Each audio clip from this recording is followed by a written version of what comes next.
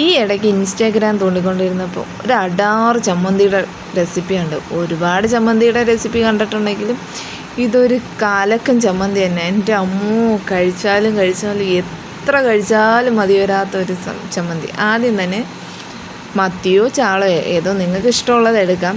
എനിക്കിവിടെ ചാളയാണ് കിട്ടിയത്. അത് നമ്മൾ സാധാ മീൻ പൊരിക്കുന്ന അരപ്പിൽ നന്നായിട്ട് പുരട്ടിയെടുക്കണം. കഴുകി വൃത്തിയാക്കിയതിന് ശേഷം വേണം കേട്ടോ പുരട്ടാനുള്ളത്. നന്നായിട്ട് പുരട്ടിയെടുത്തതിന് ശേഷം സാധാ മീൻ പൊരിക്കുന്ന രീതിയിൽ നമ്മൾ വെളിച്ചെണ്ണ ഒഴിച്ച് പൊരിച്ചെടുക്കാവേ. എന്നിട്ട് ആ മീൻ പൊരിച്ച് ചൂടാറിയതിന് ശേഷം, അല്ലെങ്കിൽ കൈ പൊള്ളും, മീൻ മാത്രം ആക്കിയിട്ട് മുള്ള് നമുക്ക് കളയാവേ. അങ്ങനെ ഈ രീതിയിൽ നമുക്ക് മീൻ മാത്രമേ മാറ്റിയെടുക്കാവേ. ഇനിയാണ് ഫൈനൽ സ്റ്റേജ്. ആദ്യം നമുക്കൊരു ചീനിച്ചട്ടി വെച്ചിട്ട് ഒരു 4-5 കൊച്ചുള്ളി, എരിക്ക് ആവശ്യമായിട്ട് 2-3 വറ്റൽമുളക്, കുറച്ച് കറിവേപ്പില എല്ലാം കൂടെ ഒന്ന് മൂപ്പിച്ചെടുക്കണം.